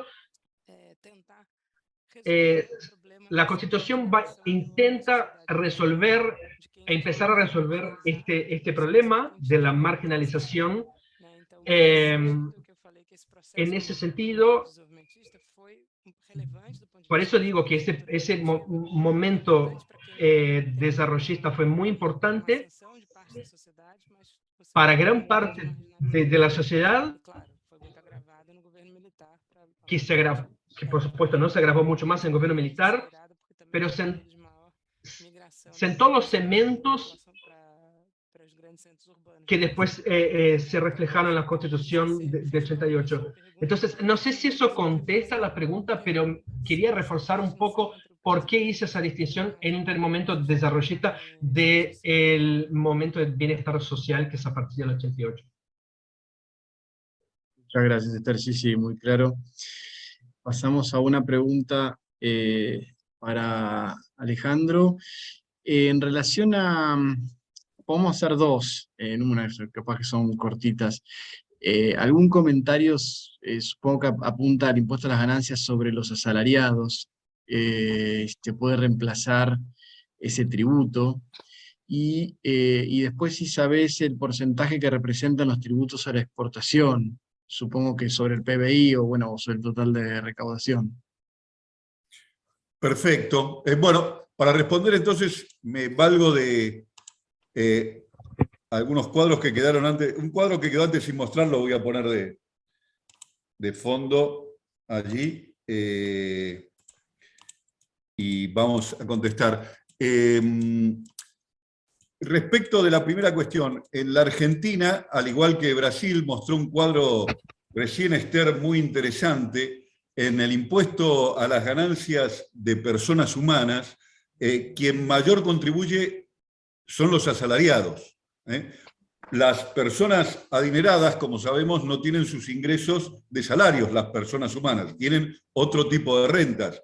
Intereses, dividendos, rentas de capital de diversa índole por la posesión de títulos, etc. Y en general, en los sistemas tributarios de los países como los nuestros, esos otros tipos de ingresos suelen estar beneficiados o directamente exceptuados. Entonces, una buena manera de mejorar la progresividad del impuesto a las ganancias en personas humanas es invertir esa tendencia, es decir, gravar menos a los salarios, o solo aquellos que son especialmente muy altos, y gravar mejor o más agresivamente aquellos otros ingresos que son típicos de quienes tienen mayor capacidad contributiva. De nuevo, ahí el tema es claramente político, ¿no? Recordarán los compañeros que en 2015 había un debate muy fuerte en la Argentina sobre esta cuestión, había crecido mucho el impacto del impuesto a las ganancias sobre los asalariados, prácticamente se había duplicado la masa de los asalariados que pasaron a tributar el impuesto a las ganancias. Macri hizo una promesa que no cumplió claramente de reducir esos gravámenes y eso le valió cierto caudal electoral importante de parte de los asalariados. Bien, modificar esa tendencia puede ser una respuesta importante en ese sentido. Me parece que por ahí va la cosa. Y completando la pregunta anterior, cuando me preguntaron sobre el tema del impuesto sobre la renta extraordinaria, recordemos que nuestro gobierno recientemente ha impulsado, frente a esa situación de no avance del proyecto, un pago a cuenta extraordinario para las empresas beneficiadas por el efecto de la pandemia y los sucesos de Ucrania. Así que hay ahí una medida alternativa en ciernes que también ha sido polémica. Respecto de cuánto representan los ingresos del comercio exterior, este cuadro nos muestra de nuevo en porcentaje la composición de los impuestos. Fíjense que la mayor parte corresponde a los impuestos, propiamente dicho, IVA, ganancias, los que se recaudan sobre el mercado interno. Luego los recursos de la seguridad social, y los recursos aduaneros, los que provienen del comercio exterior, fíjense que no representan ni un 10% del total. Ni un 10% del total. Cuando uno escucha a los sectores vinculados al comercio exterior en la Argentina cuestionar cómo el sistema tributario los afecta, parecería ser que son los máximos contribuyentes de la Argentina. Y sin embargo esto no es así, y lo vuelvo a relacionar con lo que decía Esther.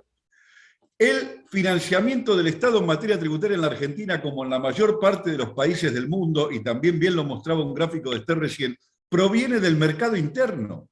Los impuestos como IVA, ganancias, bienes personales, el monotributo, etcétera, y los recursos de la seguridad social, los aportes y contribuciones sobre la nómina salarial, provienen del desenvolvimiento del mercado interno, están directamente relacionados. Cuando la economía avanza y crece, los recursos crecen. Cuando la economía se paraliza o se ajusta, por eso bien hablaba Esther de un daño autoinfligido cuando el ajuste o la restricción fiscal tiende a paralizar la economía, porque esa parálisis de la economía impacta directamente sobre la recaudación tributaria porque disminuye los impuestos que mayoritariamente en la Argentina, como insisto, el resto del mundo, y bien mostraba Esther recién también lo hizo en el caso del Brasil, no provienen del comercio exterior, sino que provienen del mercado interno. Ahora, eso sí, en la Argentina, cuando los sectores del comercio exterior, el llamado campo, se queja sobre cómo les afecta, uno podría pensar que son los grandes contribuyentes del país.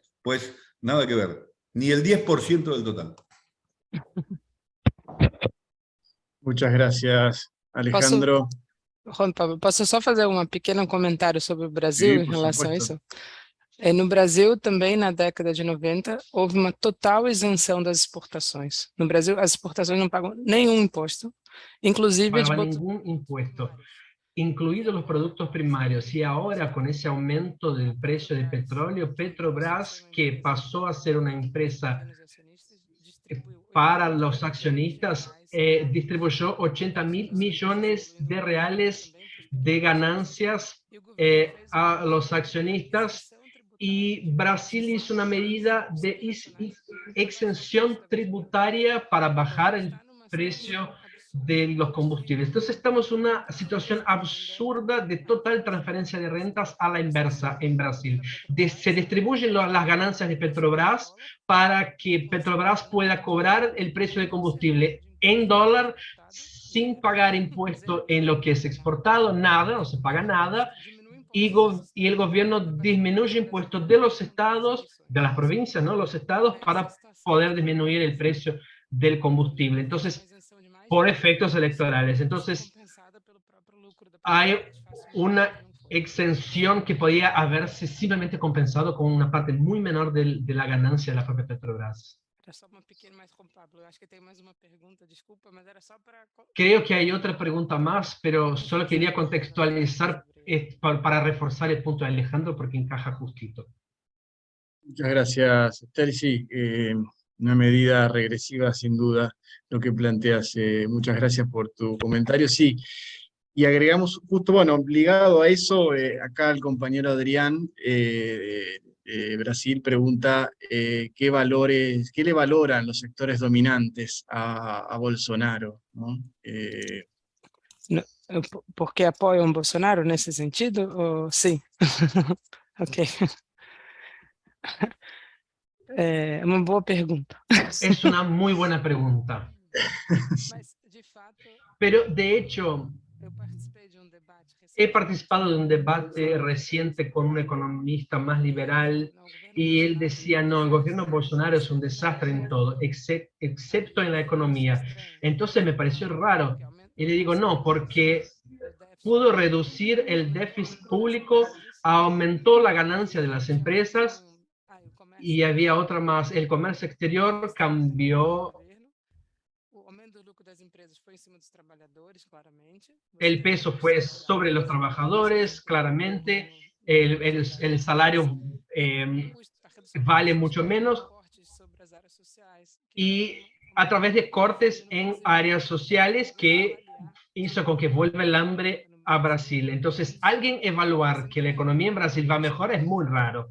Pero sin ninguna duda lo que Brasil entrega es una propuesta de un gobierno ultraliberal.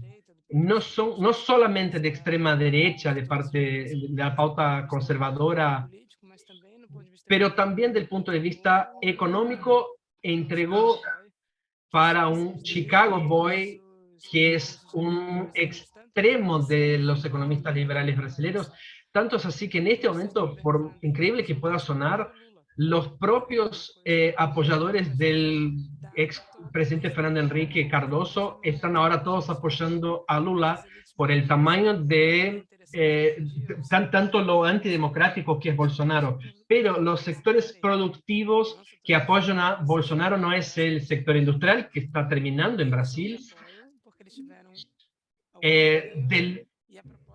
son los sectores del campo que tuvieron algunas ganancias y que lo siguen apoyando.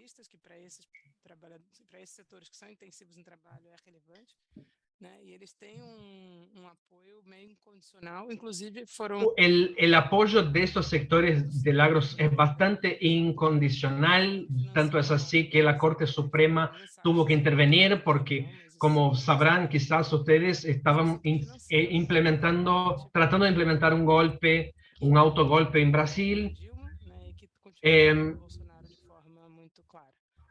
são os dois grandes capitais no Brasil que apoiam Bolsonaro, o setor financeiro, que é basicamente... Y el sector financiero, que es el otro sector grande que sigue apoyando a Bolsonaro, que fueron los mismos responsables por el golpe a Dilma en 2016. Son estos dos grandes grupos a cambio de un gobierno ultraliberal que ya hizo y propone seguir haciendo de manera muy explícita y muy acelerada también. Bueno, Esther, muchas gracias. Bueno, y ahora vamos dando el cierre. Pido 2 palabras a cada uno como para concluir un poco la idea, las perspectivas para lo que viene, lo que ustedes consideren, y desde ya, muchísimas gracias a ambos por su participación. Bueno, nomás agradecer la posibilidad y saludar esta iniciativa. Un gusto compartir con Esther este panel, esperemos se repita y sobre todo esperemos de acá a poco festejar el triunfo de Lula en Brasil, que va a potenciar a todos los gobiernos populares de América Latina y ayudarnos a dar un paso más hacia una América Latina más desarrollada y más integrada de la que hoy tenemos. Também agradeço muito a iniciativa. Para mim También agradezco mucho esa iniciativa, ha sido un enorme honor estar acá y me permitió soñar un poquito con esa América Latina más fuerte y ojalá realmente esa victoria del 30 nos fortalezca. Tenemos un momento histórico muy importante que nos toca, pero será un momento bastante más difícil lo que fueron los primeros años de 2000. Vamos a necesitar mucho más integración de nuestros países para lograrlo, para lograr las transformaciones que necesitamos. Acá en Brasil, cuando PT iba a la 5ª victoria, claramente la derecha se impone la necesidad de un cambio, de un intercambio de poder. Sí, bueno, ahora ustedes ya estuvieron 500 años, entonces ahora nos tocan nuestros 500 años para hacer las transformaciones necesarias. Como no se quejen de 15. Es un poco exagerado el chiste, pero por lo menos 100 años más sería necesario para hacer todas las transformaciones necesarias en esta región. Así que agradezco nuevamente y buenas noches a todos, ha sido un placer. Bueno, muchas gracias a ambos. Saludo. Gracias a todos por estar del otro lado, y bueno, damos fuerza para que Lula